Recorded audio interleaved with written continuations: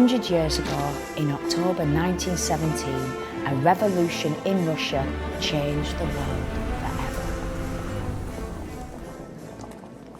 The first successful overthrow of a capitalist state, the Russian Revolution saw working people establish their own state power and liberated an empire, setting off a chain reaction of both inspiration and fear throughout other teetering empires and oppressed peoples of the world over. This is the first time in world history that the workers and large sections of the peasantry broke the backs of an autocratic society and produced their own state. Marx had written that revolutions were the locomotives of history.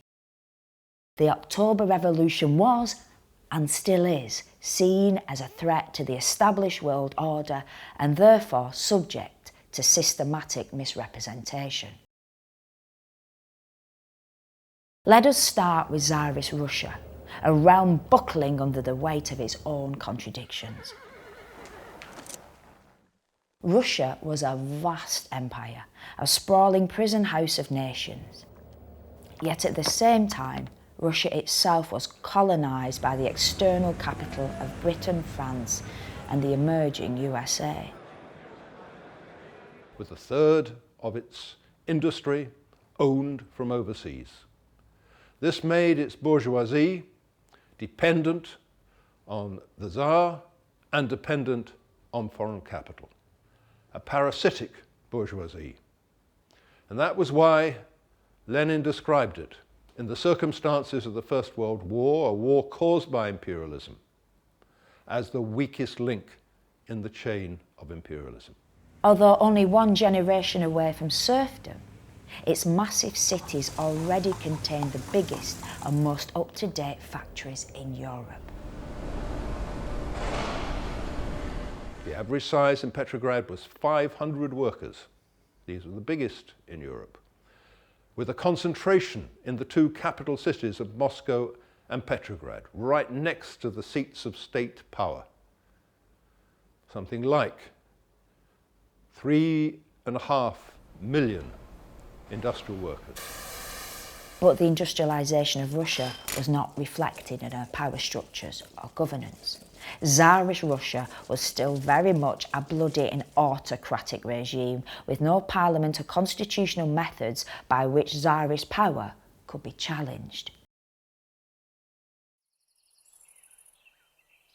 By 1917, 80% of the Russian population was still peasants. A majority of peasants' holdings were so poor they were forced to sell their labour to richer peasants or kulaks.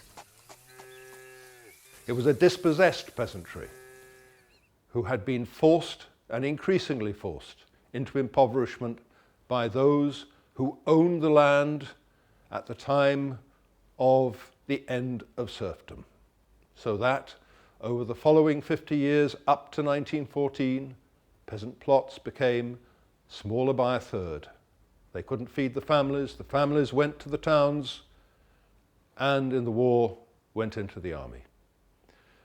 It was a peasantry that was in continual revolt. Something like 14,000 peasant revolts occurred between 1910 and 1914, all put down by armed force across the whole range of the Russian Empire. In the cities, the organised working class was still young in comparison to the rest of the industrialised world, but it was also one of the most radically open to the ideas of Karl Marx and socialism. Despite the danger, in these bustling new industrialised towns, a number of social democratic groups and parties were beginning to organise. One of these, the Bolshevik Party, was led by Vladimir Ilyich Lenin. Societies such as Tsarist Russia do not change overnight. In this case, it took 3 revolutions to break that chain. The first revolution came in 1905. In 1904, Russia had entered into a war with Japan, and lost. Not only was this a huge blow to the empire's morale and vision of itself, but food prices soared. As a result, workers at an artillery plant in St. Petersburg went on strike. Soon, sympathy strikes had spread throughout the city. On Sunday the 30th of January 1905, the Tsar ordered troops to clear the streets of unarmed protesters. By the end of what became known as Bloody Sunday, thousands were dead. This was the trigger for the revolution. Mass strikes spread throughout Russia. Troops mutinied. Committees of workers, soldiers and peasants, calling themselves Soviets, seized control of entire towns and cities.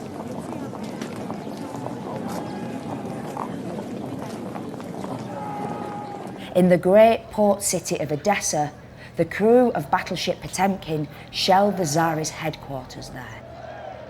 The Tsarist regime realised it had crucially misread the public mood.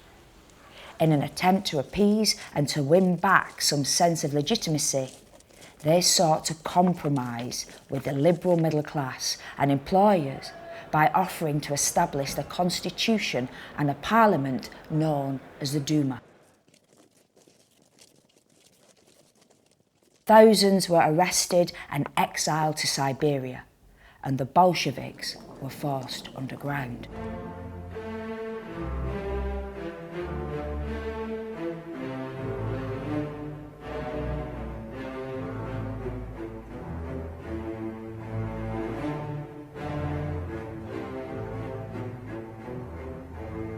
But even so, the memory of the mass power exercised by the Soviet committees remained. The Tsar's power had been fundamentally shaken.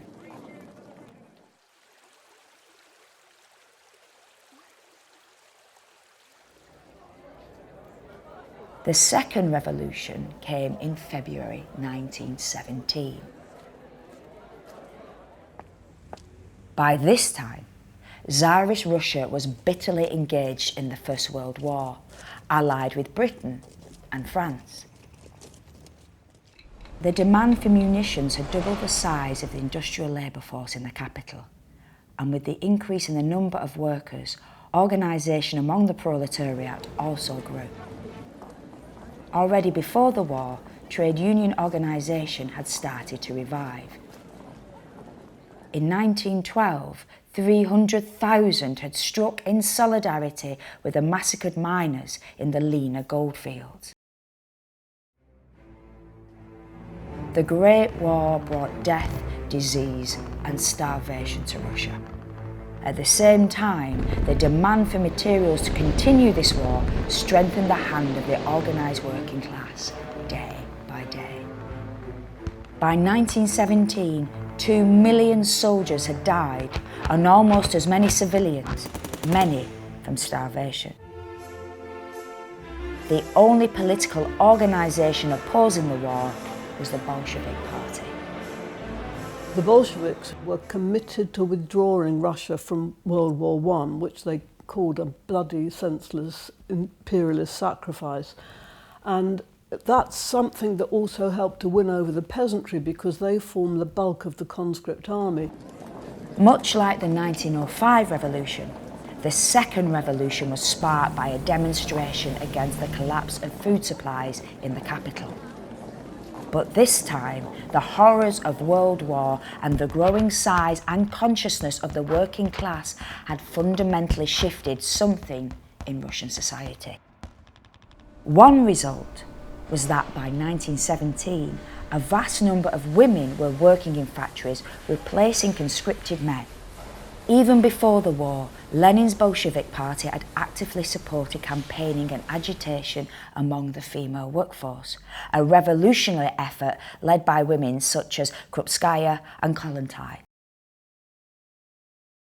In 1914, a new paper, The Woman Worker, appeared edited by Krupskaya and Armand. Although this paper had been suppressed on the outbreak of war, by 1917 it had reappeared with a circulation of around 50,000. So it was not surprising that in February 1917, as food supplies in the capital reached a critical low, women workers from textile and munitions factories demonstrated. These protests reached their peak on the 23rd of February 1917, 8th of March in our calendar, International Women's Day, which was marked by strikes and huge demonstrations of women. As soldiers joined the protesting women from the munition factories, the Bolshevik paper Pravda reported on the start of the revolution. The first day of the revolution was Women's Day. The women decided the destiny of the troops. They went to the barracks, spoke to the soldiers, and the latter joined the revolution. Women, we salute you. Once more, the Tsar ordered the troops to clear the streets. Once more, many people were killed. That night, the garrison regiments themselves mutinied. By the following day, the capital was in the hands of the people. What makes February 1917 a revolution is the Petrograd garrison, because the Petrograd garrison refuses to fire on the striking workers, and it mutinies. And when it mutinies, that moment when the Petrograd garrison mutinies, that is a colossal risk for those men. You know, if you imagine the units that make the decision to either kill their officers, which some of them do, or just to ignore their officers and come out on the streets, they are risking court-martial and death, but they choose to do it. So there's this unique kind of melting pot moment when you have men with guns surging into the streets of Petrograd and mingling with striking workers and protesting women.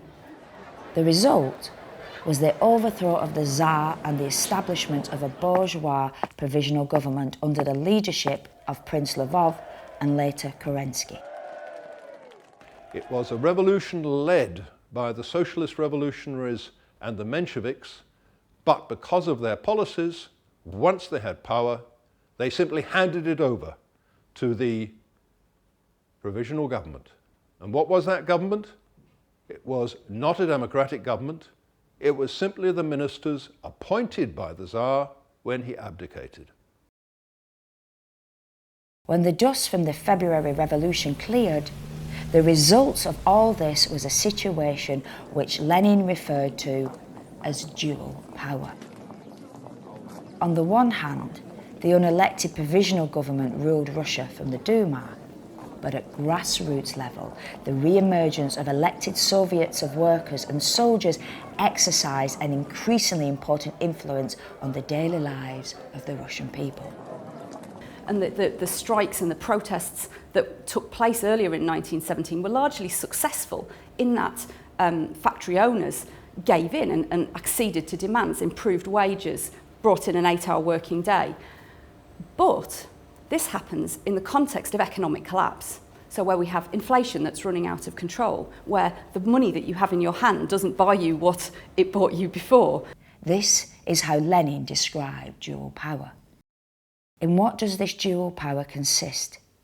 In the fact that side by side with the provisional government, the government of the bourgeoisie, there has developed another government, weak and embryonic as yet, but undoubtedly an actually existing and growing government, the Soviets of workers and soldiers' deputies.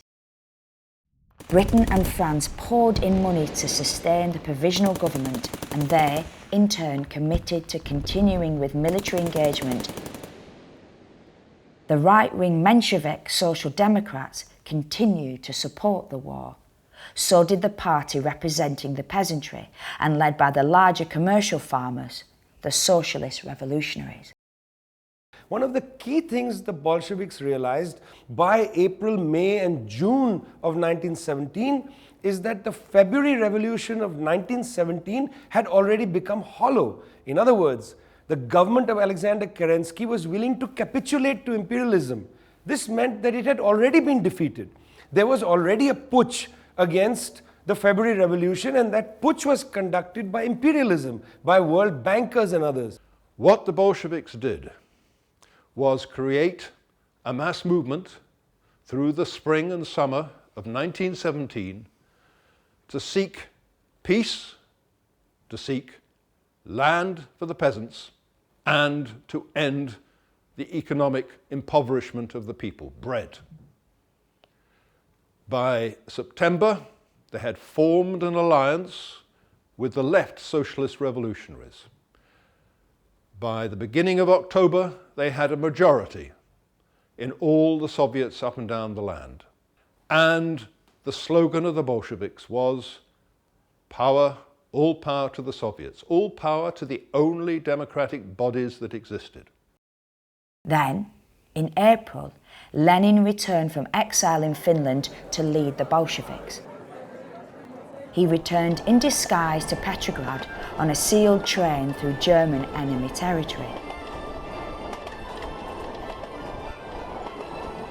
He argued that the crisis had created the basis for a new people's revolution based on opposition to the war and an alliance between peasants and workers.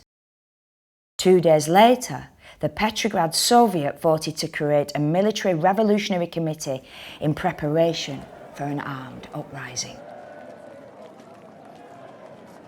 But before the final crisis, things were to get worse.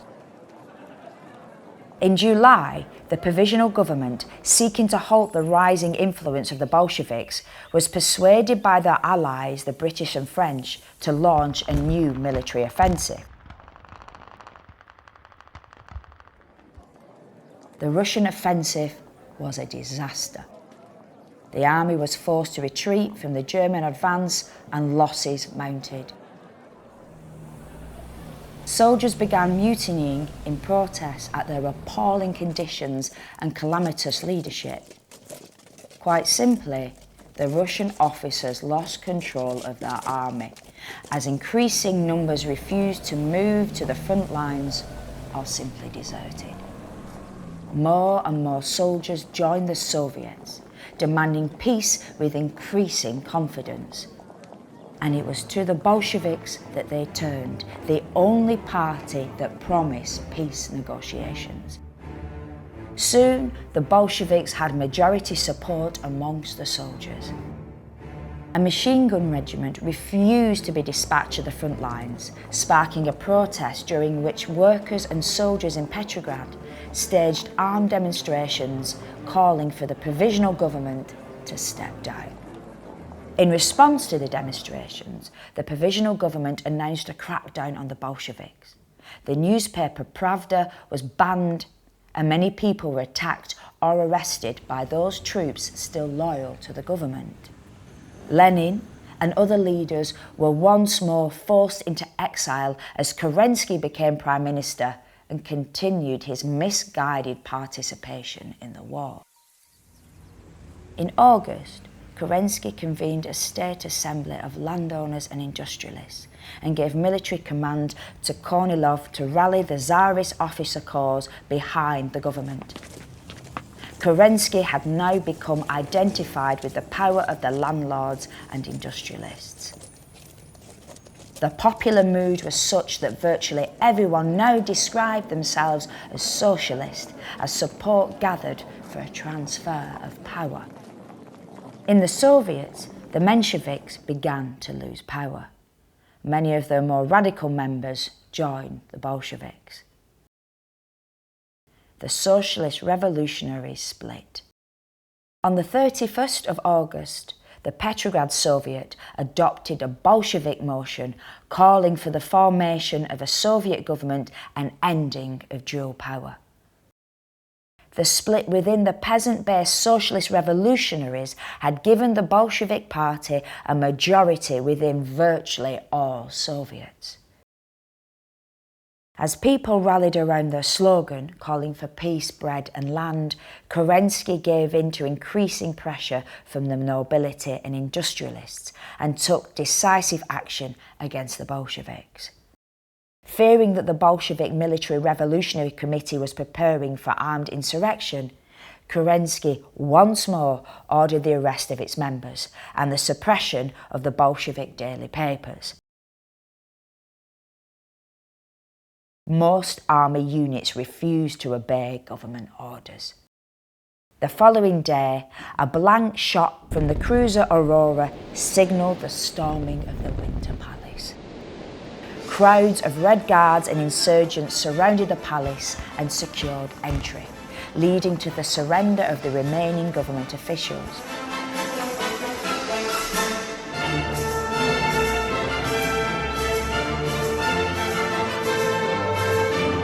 Around the city, posters were distributed declaring, "The provisional government is overthrown and long live the revolution of workers, soldiers and peasants."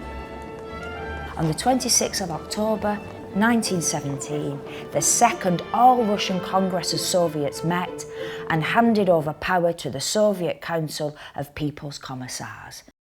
Lenin was elected chairman, Trotsky was appointed Commissar for Foreign Affairs, and Alexandra Kollontai Commissar for Social Welfare. In the first session, two key decrees were immediately adopted. The first, a decree on peace, authorised negotiations with Germany to enable Russia's withdrawal from the war. The second, a decree on land, proposed to transfer land away from landowners and the church, giving it instead to peasant committees. In addition, the Council of People's Commissars decreed that the banks would be nationalised and workers' control of factory production would be introduced. With the October Revolution, an entirely new type of state power had been created, a state directly composed of a mobilised, organised working class. The basis for this was already there. Directly elected Soviets forged and tested in the struggle against Tsarism and the provisional government. But now they had to administer a vast country, feed it, defend it, and reorganise production on socialist lines. The next challenge was to fulfil the promise of taking Russia out of the war. Negotiations began with German High Command in December. On the 3rd of March, the Treaty of Brest-Litovsk was signed, surrendering much of Western Russia, such as the Baltic states and Ukraine, but ending the war as promised. The negotiation itself was tumultuous, and the treaty was widely unpopular and deeply dissatisfying to the Soviet government. But they had no choice but to accept the German terms. They had no troops able or willing to continue the unpopular war. Anti-Bolsheviks seized on this discontent at the loss of territory to whip up support for the counter-revolution. And so, just brief weeks after the bloodless revolution, the Civil War began. On the one side was the White Army, a coalition of monarchists, anti-Bolsheviks, liberals and regional forces that came together to overthrow the revolution and established a government in exile in the east under the command of Kolchak. While in the northern Caucasus, the Whites attacked newly established Bolshevik strongholds. On the other was the newly formed Red Army, led by commissars supplied by the Bolsheviks. The Red Army soon grew to over 1 million men. Then conscription was introduced in 1918, and by 1920 this number had reached 4 million. The Civil War was long and bloody. Almost immediately, capitalist nations across the world reacted by sending troops and support to the White Army, despite the First World War still being in progress. Of course it was to smash the Bolshevik state, but it was also to protect the massive capital investments, to save their stocks, to save their gold, to save everything, but also to destroy and strangle an idea which was rapidly spreading. 14 foreign nations, including Britain, France, the United States and Japan, intervened in the support of the White Army, who at first seemed to have the upper hand. However, by March 1919, the Red Army was beginning to record some victories.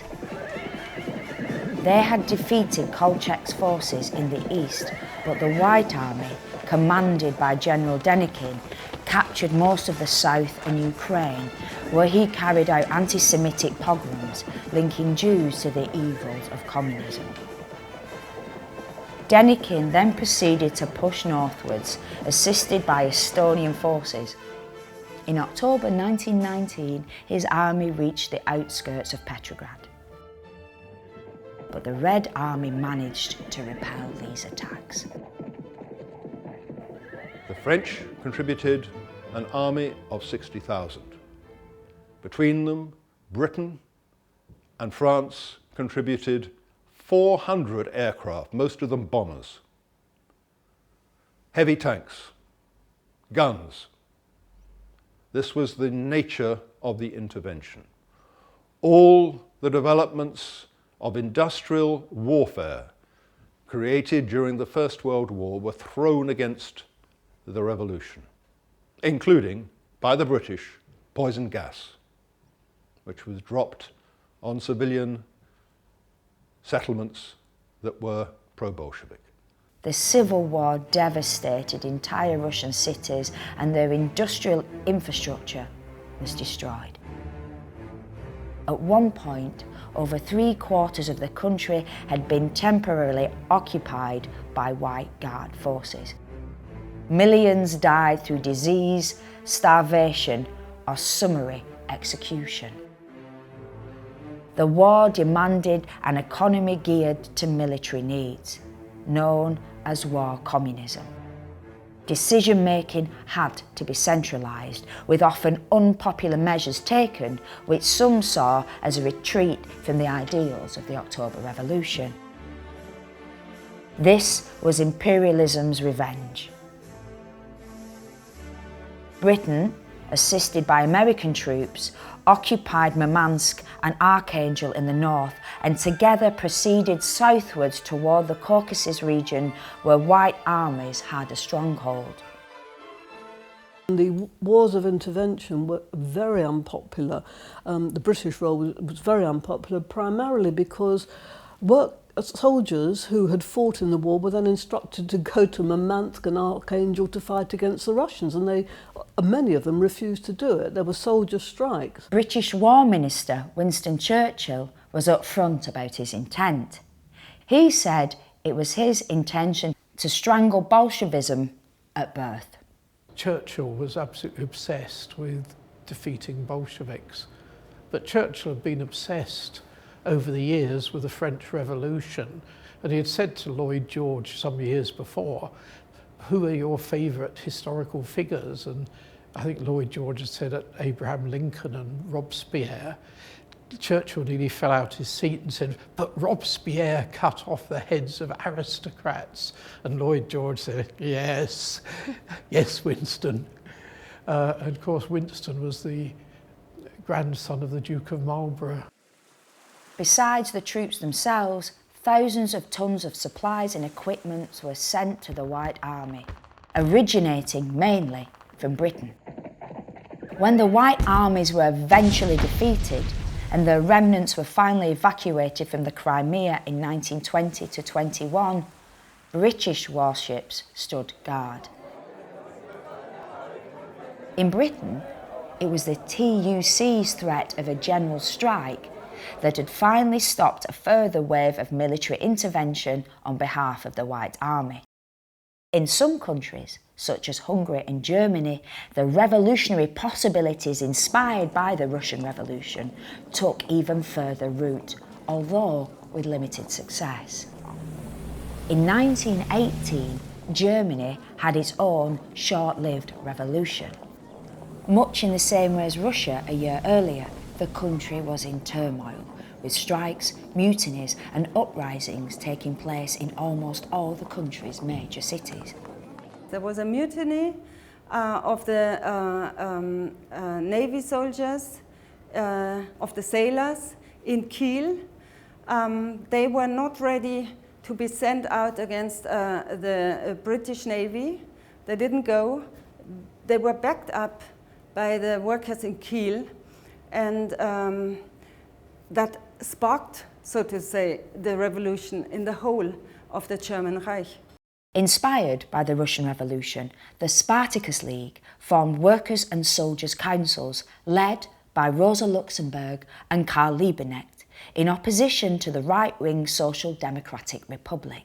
The Social Democratic Party already in the beginning of the war actually abandoned its peace stance.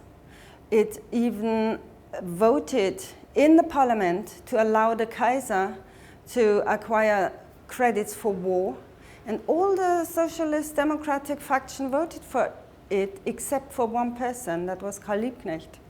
And this voting for money for this imperialistic war actually split this party and split also the working class. The king abdicated, and then the first Soviet republic on German soil was announced. And in May 1919, the SPD government had, with the Reichswehr, 35,000 troops in Munich to really defeat that Soviet republic. The government was determined to crush the revolution by any means possible and was pushed to use a private mercenary army, the Free Corps, to do this. In January 1919, the Free Corps murdered Luxemburg and Liebknecht, and the army commenced the brutal suppression of the workers' revolution. Alone in Berlin-Lichtenberg, a neighborhood where mainly workers lived, 12,000 people were killed by the Reichswehr. As a really bloody suppression of those uprisings. The German Revolution was defeated, but the seed of an idea had been planted in Europe and beyond. Socialist revolution was possible. It could actually happen. In the British working class, there was extensive support for the Russian Revolution. The shop stewards movement, composed of rank-and-file trade unionists, grew in defiance of the leadership of the British Labour movement, right-wing moderates who supported World War I and backed the government's ban on strikes. The period leading up to the war, I think, had generated this sort of a lay leadership outside of the official structures of the union, the shop stewards. But once the war started, then which was strongly supported by the official leadership of the unions, there was a big push from below to establish a new leadership that was responsive to the workers' immediate demands: no conscription, no dilution of trade, and increases in wages. Arthur Henderson was barely a socialist because he had been a Liberal Party agent before he joined the Labour Party. But he was obviously at the moderate end of the Labour Party, and in fact he even invited Kerensky twice to speak at Labour conferences. Henderson went to Russia to try and boost Kerensky and keep Russia in the war, and he actually went round the Russian factories denouncing Lenin and the Bolsheviks, and this is before the October Revolution. A national network of shop stewards committees was formed on the model of the inaugural and most militant one, the Clyde Workers' Committee, a radical trade unionist group who were strongly anti-war and enthusiastically supported the Russian Revolution. Soviet Russia was seen as an absolute inspiration, not just in this country, by the way, in other countries as well.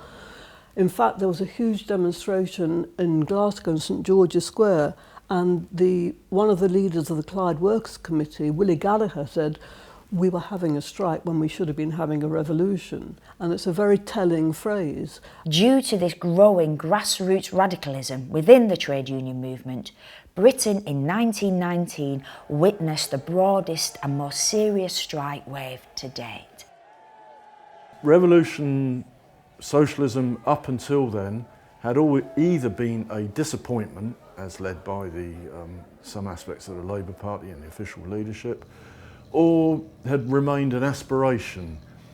This is something we aspire to. We're revolutionary socialists, and we aspire to bring in socialism for the benefit of the workers and so on.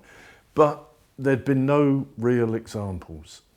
The Russian Revolution gave the shop stewards movement a real concrete example where they were able to point to it and say, look, this can be done. One of the first organisations in Britain to support the Russian Revolution was the People's Russia Information Bureau, established in September 1918 by the veteran women's suffrage campaigner and socialist feminist Sylvia Pankhurst. Her response to the Russian Revolution, in terms of its implication for working people, men and women around the world, but particularly to the impetus that Britain needed to, if you like, wake up and mobilise, is particularly noticeable, because one of the key factors for Sylvia Pankhurst was that whatever the partial success of the achievement of the vote for propertied, moneyed, and basically a class-based limited vote for women in 1918, the failure, the compromises and failure of the feminist struggle and for women's equality that was so dear to her heart had actually founded on precisely the question of class and the role of working people, the role of working women and men in the struggle for women's suffrage. A year later, Hands Off Russia, HOR, was formed. Its aim was to call a general strike to oppose continued military and economic intervention against Soviet Russia. It is equally notable that the TUC and the Labour Party held aloof at this stage from either supporting the revolution or opposing Allied intervention. These bodies did eventually change their position on intervention, but it did not come naturally. When they did, it was owing to pressure from HOR and triggered by grassroots activism. Specifically, the events of May 1920 in London, when dockers and coal heavers refused to load the Jolly George, a munition ship bound for Poland for use against the Red Army. It was the action which completely changed the international situation, a change that was forced on the British government. As Red Army successes led to a fear of an escalation of war against Soviet Russia by the British and French governments, the Labour and TUC leaderships were at last prompted to take action and called upon the industrial power of the labour movement to prevent war. It was the first time ever that the TUC had threatened a general strike against a government. It not just threatened a strike against the government, it also called for the establishment of councils of action in every village and town across the country in order to take control of services and law and order in each of these communities. 350 of these councils of action were set up, based upon trades and labour councils, labour parties, the cooperative movement, the ex-services movement, the unemployed. They were real organisations of working people. It really was a remarkable solidarity movement, which, because of its strength from below, eventually got strength from the leadership as well, and really did force a change of heart, a change of mind, a change of direction of what was a very, very anti-Soviet British government. They did not have the military forces in Britain to be able to defend themselves because of the degree to which British forces were already involved elsewhere, not just in Russia, in Central Europe, in Ireland, in what was called Mesopotamia, what is now Iraq, in Afghanistan and in India. And in all of these places, small-scale or large-scale wars were going on in order to defend Britain's empire. And in these circumstances, it agreed to Soviet peace proposals. The British government, alarmed by the threat of a general strike, took no further action against Soviet Russia. Meanwhile, back in Russia, the country was in the grip of a severe economic crisis, a result of the devastating civil war. Lenin's response was the new economic policy, a relaxation of the measures undertaken known as war communism. Markets would be reintroduced for agriculture, which was still by far the biggest sector of the economy. Peasants could now sell their output and pay tax to the government, and foreign capitalists were to be given concessions introducing the latest technology. These measures were necessary to bring Russia back from trauma of the war years, but were to be temporary. State power would remain in the hands of the Soviets and be accompanied by a cultural revolution that would end illiteracy and educate in socialism. As a result, the 1920s saw an explosion of educational and cultural work dedicated to the creation of the new society.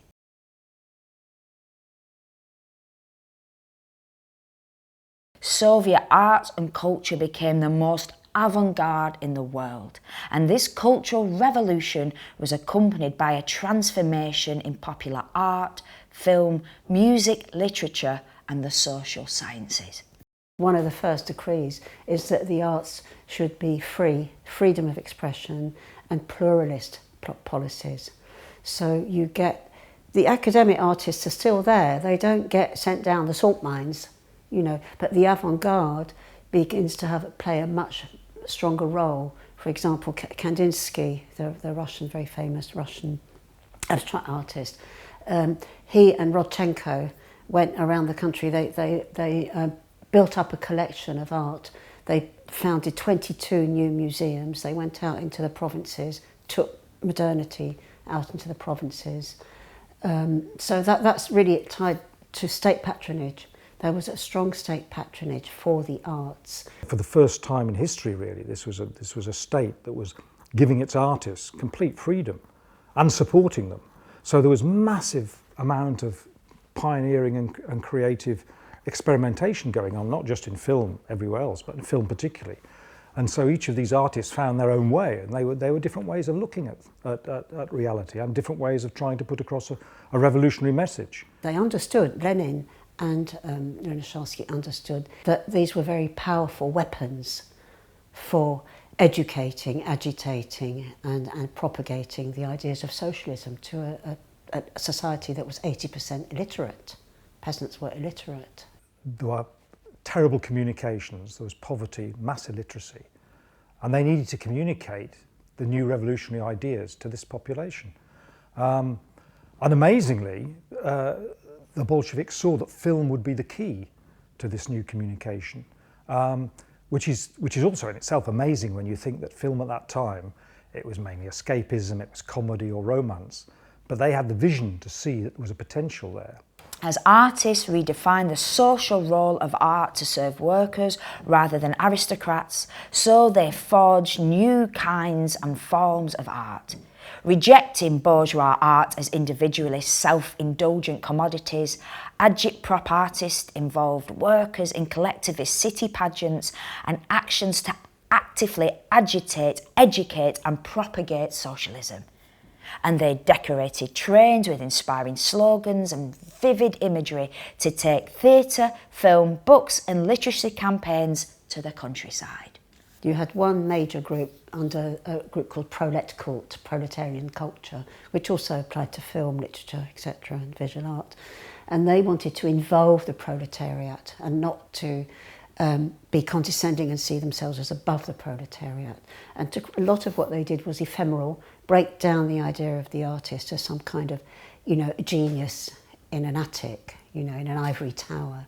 And, Mayakovsky, very famously, the poet Mayakovsky was prolet cult. And he said, let the streets be your brushes and let the squares be your palettes. Let's forget about easel painting. Let's forget about making sculptures. Tatlin's monument to the Third Internationale, 1919, which never got built, but it was to be only a model because, of course, civil war's going on, so you can't actually build a massive monument. It was meant to go astride the Neva, the river Neva. It's very, I can imagine, it's a massive river in Petrograd. But the idea of it, you know, it wasn't a statue, bronze statue. It was made out of glass and metal. It was electrified, and it had a function, a social function. It was a communications tower. The Agit trains, which were sent throughout the country, you know, that was a locomotive with a few carriages, and in those carriages would be a cinema, a library, a means of putting on dramatisations, Agit prop groups, and these would be sent throughout the empire, and they'd show films. They'd actually film as well. I mean, Dziga Vertov, who was one of the chief cinematographers at the time working in that way, he had his own development laboratory on the train. He had his own cinema and his own camera, so he actually filmed on the way and actually showed the films as they were moving across the country.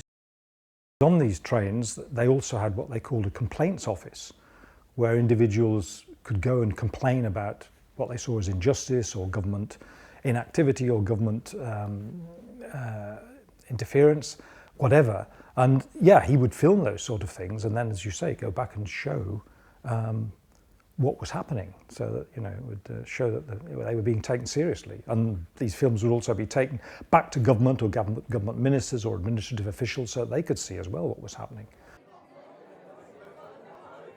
A mass literacy campaign began in 1922 involving thousands of volunteers and the creation of kindergartens as well as adult education centres.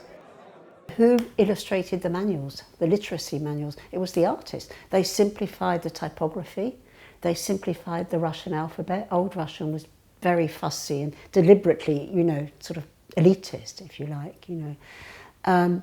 They took theatre, very important, designed by the artists, so the constructivists like Popova, very important. She designed portable theatre sets which could be set up very quickly with a troupe of actors, again to spread the message. The oral literatures of minority languages were transcribed for the first time, and by the late 1930s there was near universal literacy. Despite the harsh realities of the Civil War and the wars of intervention, the Russian Revolution had been a success. And what remained after the first euphoria of the revolution subsided? Should the October Revolution be seen, as so often it is, as a unique explosion easily contained by historic analysis? This is what so often happens, but it is misrepresentation. The Russian Revolution, although unique, was not an isolated event, but internationalist in its ambitions, and its importance should be remembered as such.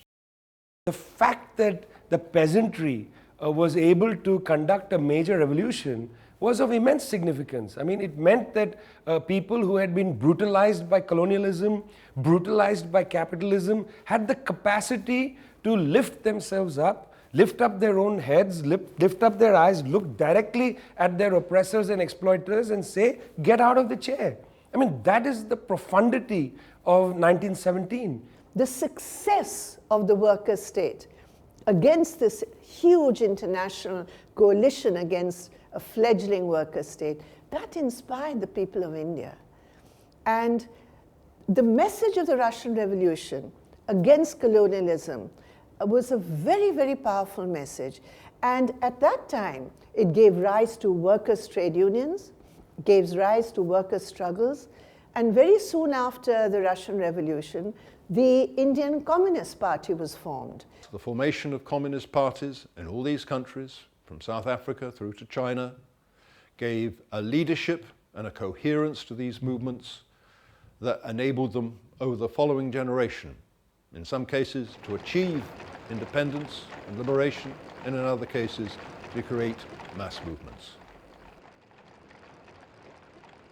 The second great achievement of the Soviet revolution, it was to be able to defeat fascism at immense cost to the Soviet Union, but at immense advantage and gain to the peoples of the world.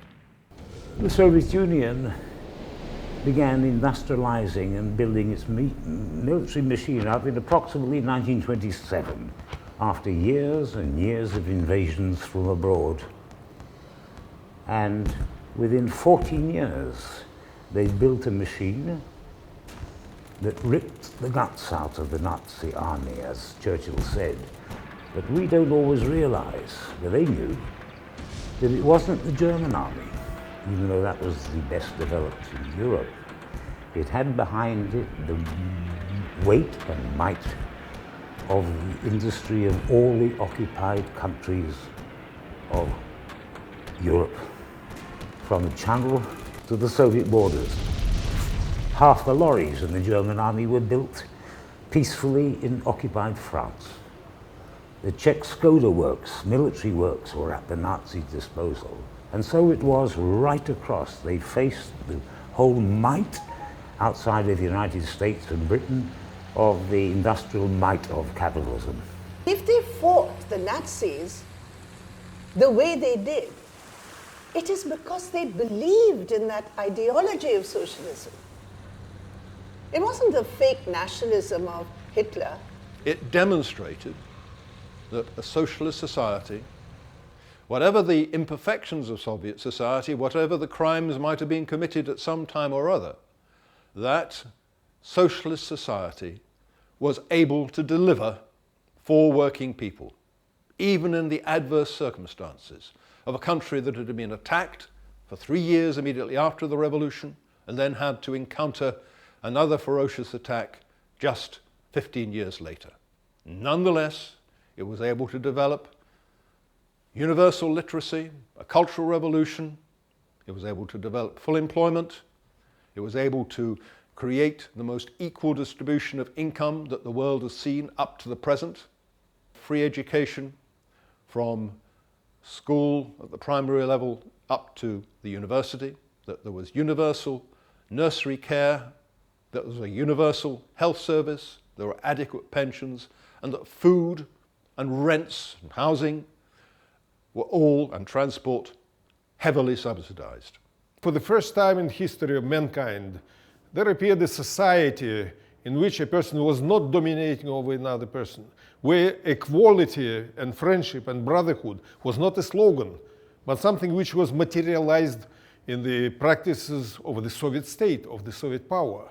In Western Europe, the remaining capitalist states were forced to concede full employment and welfare provisions to match those provided in the East. It was able to create a society that, in terms of its social character and feel, was infinitely better than what had existed across Europe in the 1930s. And that political impact, the potential competition of that model, was what forced the capitalist ruling classes, reassembling their power after the Second World War, to themselves concede welfare states and full employment. Without the Soviet example, and without, of course, the mobilization that that brought among working people in France and Italy and Germany and in Britain, that transformation would not have taken place. The well-being of the West European state at the moment is also a direct result of the October Revolution, because the bourgeoisie, European bourgeoisie, learned the lesson of October Revolution, and they understood that if they press the workers too hard, then this is something what is going to happen like it happened in Russia. This is why they introduced the social reforms here in Europe.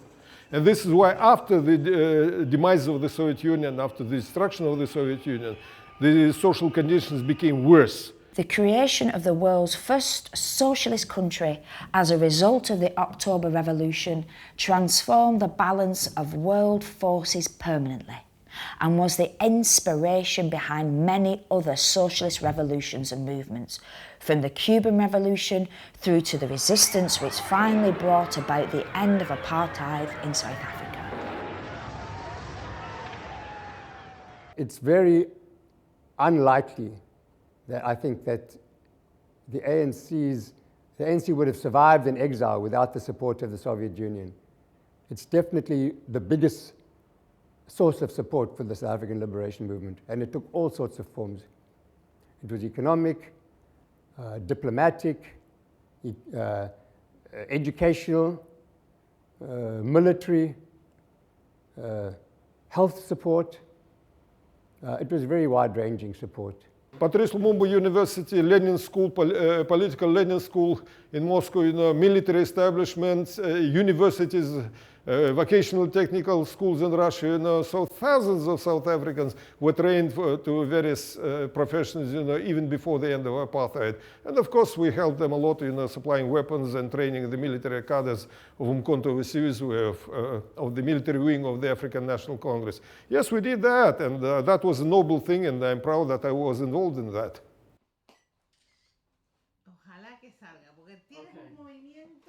Desde el primer momento de la Revolución Cubana, cuando ya empezamos a declarar nuestro carácter socialista, el pueblo soviético en general estuvo muy cerca de nosotros. Desde los primeros momentos abrieron sus universidades gratuitamente para que nosotros formáramos a nuestros ingenieros, a nuestros profesionales. Nos permitieron tener petróleo desde el primer momento prácticamente. Hicimos un intercambio con el azúcar. Ellos compraban nuestro azúcar a un buen precio y nos vendían el petróleo a un precio buenísimo. Entonces Cuba tenía la posibilidad de seguir desarrollando el país. Nos dieron toda su tecnología también, todo lo que pudieron. Y en ese sentido ayudaron a un país del llamado tercer mundo a comenzar a crecer.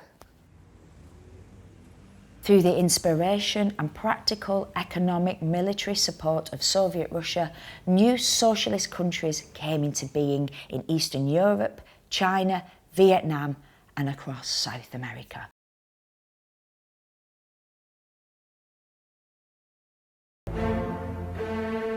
The main body established to continue this fight was the Third International, also known as the Communist International or Comintern.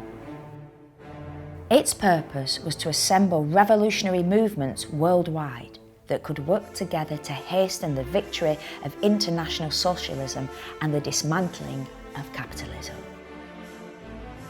The Comintern continued to hold meetings until it was formally dissolved in 1943, but its spirit lived on well after its dissolution. After the Second World War, colonial liberation movements gathered pace across Asia and Africa. Few would have succeeded without Soviet assistance.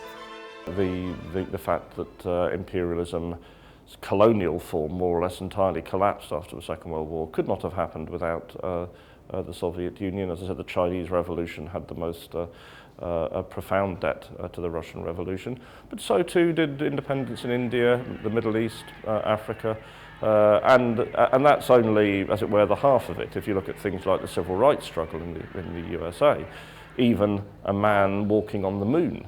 You can't fully analyse these things without taking into account the impact of the Soviet Union as a socialist state, as it were, ideologically, economically competing with the West. That's not to say all these things can be traced back to 1917 as a sort of monocausal issue, but it was definitely what I said, it's part of the sort of cosmic radiation of the whole 20th century politics and social life.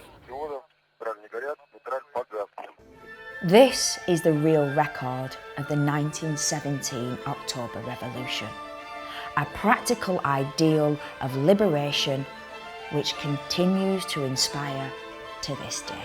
La Revolución Rusa mueve al mundo, lo cambia, lo modifica, da la oportunidad a los países más pobres del planeta de pensar que los sueños pueden ser realidad. La Revolución Rusa sigue hoy, significando el futuro, la fuerza para continuar. Significa la esperanza todavía.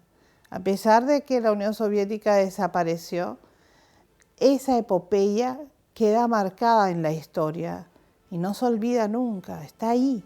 Si ellos pudieron, nosotros también.